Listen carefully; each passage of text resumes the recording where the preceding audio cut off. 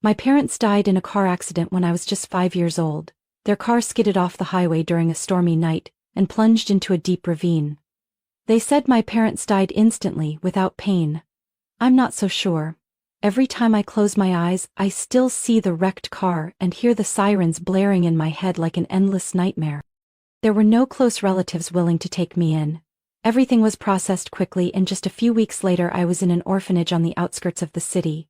Those years dragged on, cold and hollow. I was never short of food or clothes, but what I longed for was a real hug, a warm glance, someone who'd call me daughter, and truly mean it. When I was 9, everything changed. One spring afternoon, while I was putting toys away after activity hour, the orphanage manager called me outside. There, a well-dressed couple was waiting. The woman wore large sunglasses, her blonde hair neatly tied up, her smile gentle but distant. The man wore a navy blue suit, a gleaming watch, and eyes that studied me seriously, as if evaluating a major investment. They were Mr. and Mrs. Ashford, real estate billionaires. The press called them the Cold Steel Empire, known for running their corporation with strict discipline and absolute secrecy. No one ever thought they would adopt a child, especially not an ordinary little girl like me. I moved in with them the following week. The mansion was like a castle. There were maids, a private chef, a chauffeur, and even a study room with daily tutors. My clothes were custom made. Every holiday I received gifts from brands I'd only seen on TV before. But one thing was strictly off limits. No one was to mention I was adopted. They introduced me as a distant relative brought in due to special circumstances. At every party, gathering, or event with media or elite guests, I was instructed to stay silent, behave appropriately, and never talk about the orphanage or my past. If anyone asked too much, I was to smile and change the subject. Even surrounded by luxury, I felt like I was acting in a play. Every move, every word, every step had to be calculated. I learned to sit properly, speak with the right tone, and pick the right food at lavish dinners. One misstep, and my adoptive mother would give me a cold stare, while my adoptive father would remain silent the entire evening, treating me like a ghost. I never dared call them mom or dad. They never asked me to, and probably never wanted to hear it anyway. My room was like something out of a fairy tale, but there wasn't a single family photo. Only art hung on the walls, photos of them with politicians or major business figures. Not one frame included me. Sometimes, I'd catch my adoptive mother watching me from a distance with an odd expression. Not quite cold, not quite warm. As if she were remembering something, or measuring whether I truly belonged in this life. I used to think if I just behaved well, studied hard, acted perfectly, maybe one day they'd genuinely see me as their daughter. But deep down I always knew, some doors once closed never open again. Patrick studied software engineering. I majored in psychology. We met at a mental health seminar hosted at our university. I still remember the moment he walked in. His hair messy from the rain, coat soaked, but his smile lit up the room like the storm outside didn't exist. He sat next to me, and while we waited for the speaker to begin, he turned and asked, "You here for the extra credit too, or do you actually care?" I laughed. It was such a blunt, silly question, but it made me feel at ease. We started talking and never stopped. When the seminar ended, Patrick asked if I wanted to grab dinner. That night, for the first time, I told a stranger my story. About the orphanage, the wealthy but distant adoptive parents, and the constant sense of not belonging. Patrick didn't flinch. He didn't look at me with pity, but with genuine curiosity. "You survived. And you've made it. That's what matters," he said. From that moment, I knew I'd fall for him. We were together for 3 years. Patrick always made me feel safe. Not wealthy, not flashy, but attentive to every small detail. The perfect cup of coffee, a light blanket when I couldn't sleep, or just sitting silently beside me when I needed it. He made me feel, for the first time, like I truly belonged to someone. Not as a burden, but just as myself. But then, as our relationship grew more serious, things began to change. The first time I asked about his family, Patrick brushed it off. He simply said they were pretty traditional, that they live very differently from us.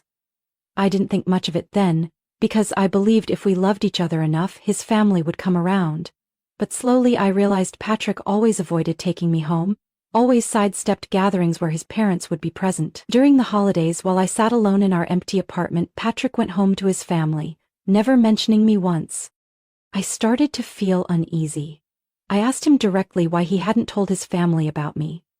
Patrick stayed quiet for a long moment, then finally admitted, "Madison, you know how they are.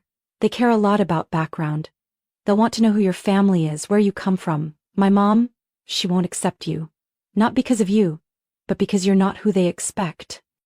I was stunned, not because I hadn't suspected it, but because Patrick, the man who said he loved me for who I was, didn't have the courage to stand up for me. "So what am I to you? Something you hide?" I asked, my voice barely holding together. He took my hand. "It's not like that. I'm scared. You don't know what my mom's like. She would..." I pulled my hand away.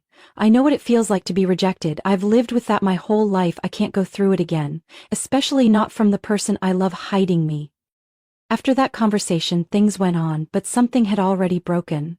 Patrick apologized again and again, promising he'd introduce me to his family soon. He said he was just waiting for the right time, but that time never came. Then one day he proposed.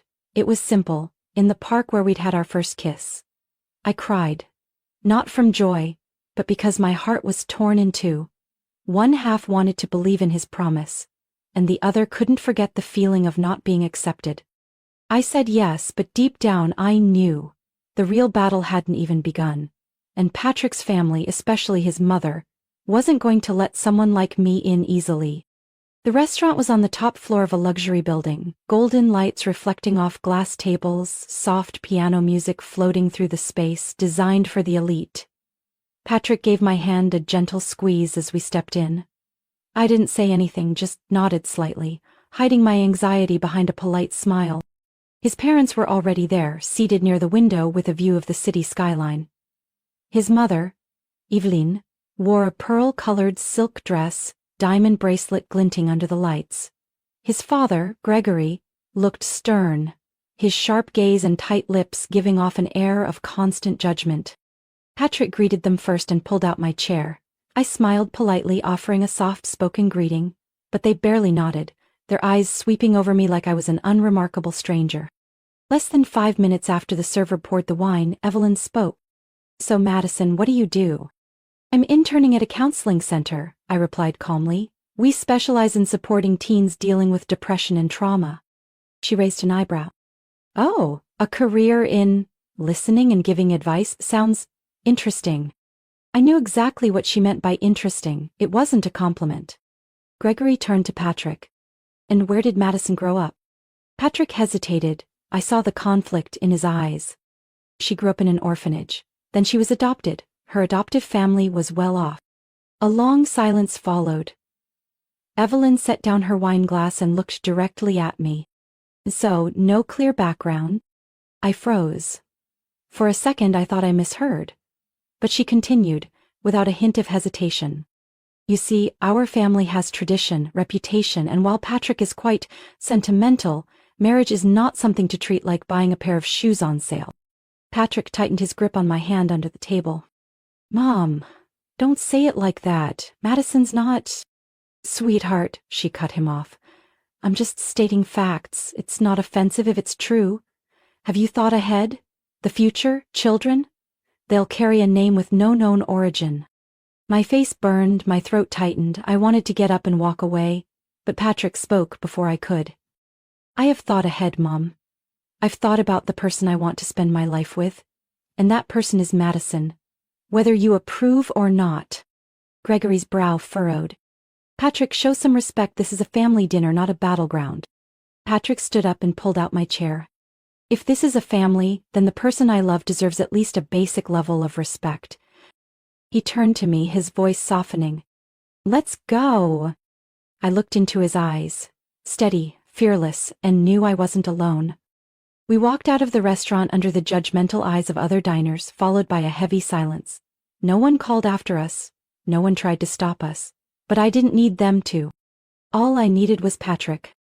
And I knew that the moment we stepped out of that restaurant, I wasn't just leaving a dinner, I was walking away from old expectations, deep-seated prejudice, and people who would never accept me for who I truly was. We registered our marriage on a crisp fall morning. No party, no lavish gown, just a small government office, 2 signatures, and a quiet promise between me and Patrick. We'll build our family on love, not approval. When Patrick told his parents about the wedding, their reaction was colder than winter air. His mother raised an eyebrow, looked him dead in the eye and asked, "Do you really think marrying that girl, her, won't bring shame to the entire family?" His father didn't say much, he just pulled out his wallet, placed a blank check on the table and said, "If you let us handle the wedding entirely, this is yours, if not." Patrick tore up the check right in front of them. A few weeks later, we received an invitation to his parents' 35th wedding anniversary celebration. Patrick wanted to go. He said he couldn't keep avoiding them forever, that maybe, if they saw we were still together, still happy, they'd eventually come around. I didn't believe it, but I agreed. For him, I wore a simple yet elegant dress, hair in a soft bun, light makeup. Patrick held my hand as we entered their mansion, where the party buzzed with hundreds of guests in glamorous attire, laughter echoing through the garden. We felt like shadows stepping into a world that wasn't meant for us. No one greeted us, no one looked me in the eye. Handshakes for Patrick were polite, glances toward me were cold as ice. A middle-aged woman, probably one of Patrick's aunts, looked me up and down, then turned to her husband and whispered, loud enough to hear, "I wonder which maid wandered in here." Patrick heard it, so did I. He gripped my hand tighter and led me around looking for a place to sit, but every table was somehow coincidentally full, no room for us. Then his mother appeared behind us, still wearing a polite smile as she said, "Oh Patrick, you two really should have arrived earlier, shame all the tables are full now. But there are some folding chairs in the kitchen, if you don't mind." I said nothing, but my chest tightened. Patrick squeezed my hand so hard I could feel him trembling. "We don't need folding chairs," he said, his voice low. "And we don't need to stay here either." Then he turned to me. "Let's go, Madison." We turned and left. The whole garden seemed to pause for a beat. Then the fake laughter and idle chatter resumed, like we'd never been there. On the way home, I stared out the window. Night had fallen, and the glow of passing cars cast scattered light across my face. Patrick still held my hand, this time truly trembling, not from fear but from rage. "I'm sorry," he said softly. "They don't deserve you, Madison. But I can't choose the family I was born into. I can only choose the person I want to spend my life with." I didn't reply. But deep down, I knew I had chosen the right person. As for his family, they had removed themselves from our story, and one way or another, there would be a price for that. Patrick slammed the door behind him as we entered the apartment. I was still sitting on the couch, still in the same cream-colored dress I'd worn to the party, not too flashy but not plain either. It had once made me feel beautiful enough to stand beside him, but tonight every glance passed right through me as if I were invisible. "Tonight was awful," Patrick snapped. I looked up, hoping he'd follow with something softer. But he just shrugged off his coat, tossed it onto a chair and walked straight into the kitchen. I stood up and followed. "You mean because of the way they treated me?" He turned back, staring at me like I'd just said the most ridiculous thing in the world. "Madison, you made it worse. All they needed was a little courtesy from you. You were silent the whole night, stone-faced, not even polite greetings. Couldn't you just behave normally for one evening?" I froze. They treated me like I didn't exist. I tried to smile, I tried to make conversation, but you saw. They didn't even bother to respond. Your mom turned away when I wished her good health. Patrick shook his head, scoffing. "That's no excuse for making me look bad in front of them." I swallowed hard. "You're embarrassed because of me?" He was silent for a moment, then slowly nodded. "They're my family, Madison. You made things more uncomfortable for me. I just wanted one peaceful dinner. And I just wanted to be respected. I can't apologize to people who keep insulting me. They've never said one kind word about me. Then maybe you should learn to endure it. They raised me. They're the people I love. You need to show them you're worthy, not act like the whole world's against you." I let out a dry laugh. "So, if one day our daughter is treated like this, would you tell her to endure it too?" That question hung in the air. Patrick didn't answer. He turned away, grabbed a water bottle, and went upstairs. The bedroom door closed without so much as a good night. The days that followed passed in heavy silence. Patrick withdrew into his own world, spending most of his time in the home office, eating alone or going out without telling me where. I tried to keep the peace, cooked meals, cleaned the house, even left little handwritten notes with sweet messages, hoping to soften him. But he never responded, not a single message, not a glance. Sometimes I walked past the office and saw him with his headphones on, eyes glued to the screen, like I didn't even exist in the same house. One night, I heard laughter downstairs. He was on the phone with his mom, his voice cheerful, telling her about a new project. I stood in the dark at the top of the stairs, listening to that voice. The one that once made me feel loved, now chilled my heart. I had loved Patrick with everything I had. I believed love was strong enough to withstand judgment, prejudice, and scrutiny. But maybe I was wrong. Maybe he did love me, but he loved his family's comfort more. He loved the idea of peace over standing up for me. I sat alone in the living room, the soft light casting a glow on our wedding photo on the wall. I was smiling in that photo, so was he, but looking at it now, that smile felt like a stranger's. I didn't know how much longer I could keep going, but one thing I knew for sure: I would not apologize for being myself, even if it meant facing loneliness. That night's dinner was held at Patrick's family's mansion, so big it felt like a luxury hotel. The scent of expensive food lingered in the air, crystal chandeliers sparkled as if trying to distract from the tension blanketing the room. Patrick and I walked in, his hand resting lightly on my back but offering no warmth. His mother, Paula, sat at the head of the long table, her eyes sweeping over me like she'd spotted a stain on her silk dress. Not a greeting, not a smile, just a frigid silence. I tried to smile, nodding to each of the family members, but their eyes brushed over me like I wasn't even there. One of Patrick's aunts leaned in and whispered something to her husband, and they both chuckled. I didn't need to guess the topic. I'd grown used to this feeling, but tonight it was heavier, sharper, meaner. Dinner began, everyone chatted and laughed. I sat quietly, taking tiny bites, as if staying silent would make me disappear. Midway through the meal, when someone asked Patrick about his future plans, Paula abruptly set her knife and fork down with a sharp clink. "Future?" she said, eyes locked on me. "I don't know what future he expects when my son shackles himself to an orphan with no background." The table went silent. I felt the blood drain from my face. Patrick froze, lips tightly pressed together. But he said nothing, not a word. "I just don't get it," Paula continued, her tone calm but cutting. "There are so many decent girls out there, pretty, educated, from good families, and he chooses some poor plain girl no one's ever heard of. It's shameful." I stood up, lips trembling. "You don't have to like me, I understand, but please, don't speak about me like that in front of everyone." She laughed with scorn. "Oh, so you've got pride, an orphan daring to speak to me? If you had any self-respect, you'd have known from the start you don't belong here." Still, Patrick said nothing. I turned to him, hoping to see courage in his eyes, but all I saw was cowardice. "Patrick," I whispered. He avoided my gaze, then pulled out his wallet, placed a wad of cash in my hand and whispered, "Just go home, don't make a scene here." Every cell in my body froze. Not because of his mother's insults, I'd endured plenty of those in my life, but because the man I loved, the man I trusted, chose to stay silent, to side with them, as if I really deserved to be treated this way. I placed the cash back on the table, speaking slowly, clearly. "I don't need money. I need my husband to see that I am a person with dignity." No one said a word. I turned around and walked out of that mansion, lavish but colder than any winter night. I didn't cry on the way home. The tears had dried long ago, leaving only emptiness and the dull ache of a wound that never healed. When I opened the door to our apartment, everything was the same. The old sofa, the wedding photo on the wall, and the traces of a marriage I once believed would last forever.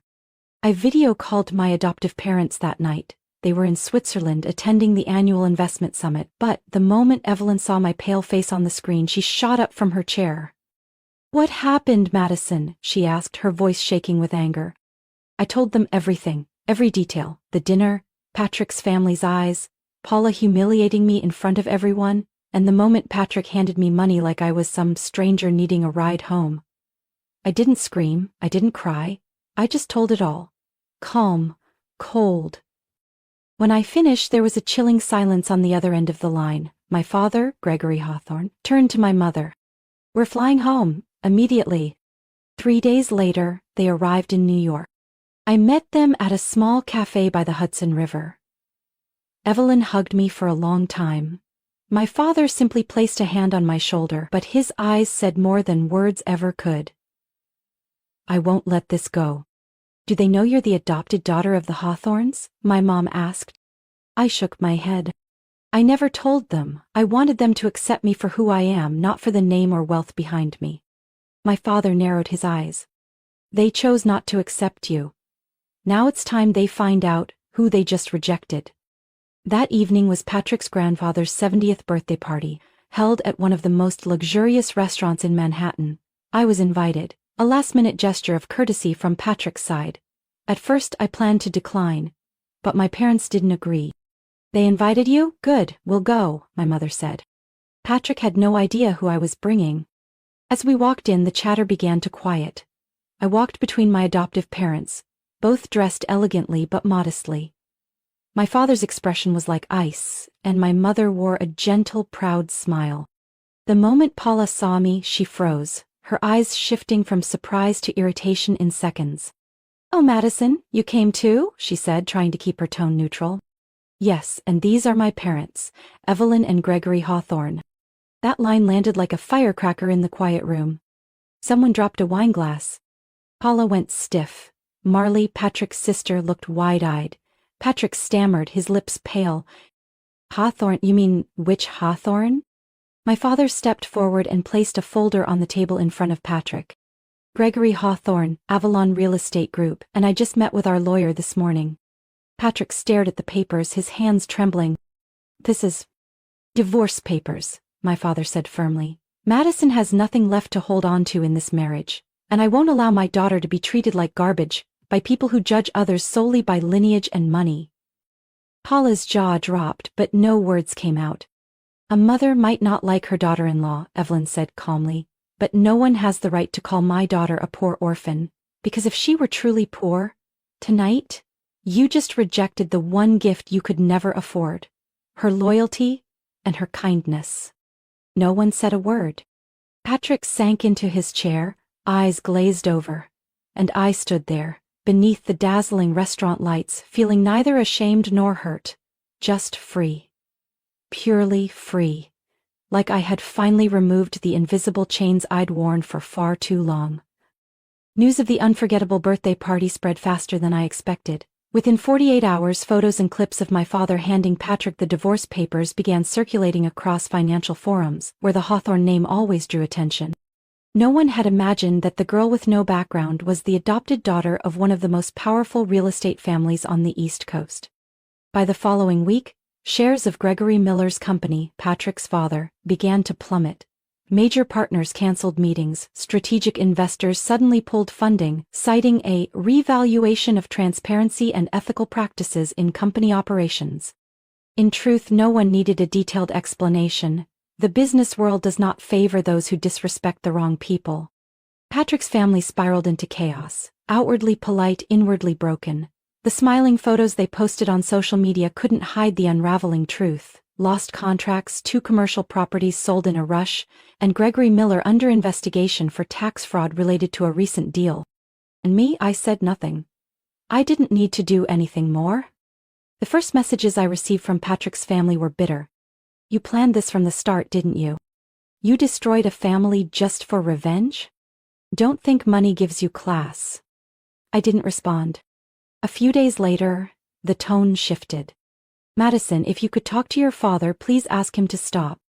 They didn't know who you were, please have mercy on our family." Patrick cried all night, he hasn't eaten. Still, I didn't reply. I once wished they'd understand me, accept me, love me. But when I was silent, they insulted me. When I stood up, they begged. There was no genuine affection, only fear, when their privilege was threatened. Patrick signed the divorce papers on a Monday afternoon. No meeting, no note. I received the confirmation from my father's law office, clean, quick. just like the moment he pulled out his wallet and handed me cash, asking me to leave early. There's no ending more painful than silence. 3 days after everything was finalized, my parents took me to the airport, a 6-week journey through 4 countries. Not to flaunt anything but to give me space to reflect.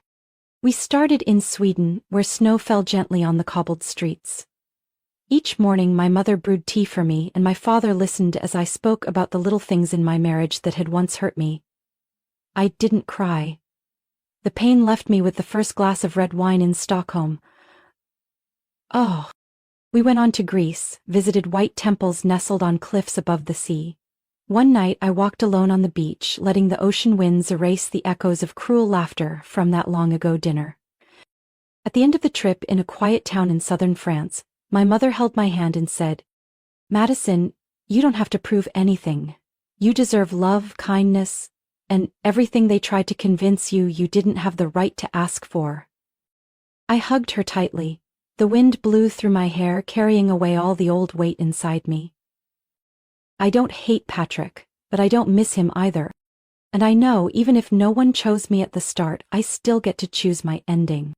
An ending not marked by tears, but by absolute peace. An ending that doesn't need forgiveness. Only freedom. Madison's story is a powerful reminder that silence isn't always weakness. And leaving a toxic relationship isn't failure, it's a courageous decision to protect your self-worth. In a world where people are often judged by status and origin, Madison proved that dignity, resilience, and integrity cannot be bought. When you stand up for yourself, you don't just reclaim your voice, you reclaim your entire life. What are your thoughts on Madison's journey and the final choice she made? Share your reflections in the comments below. And don't forget to follow the channel for more heartfelt and powerful stories about life and family.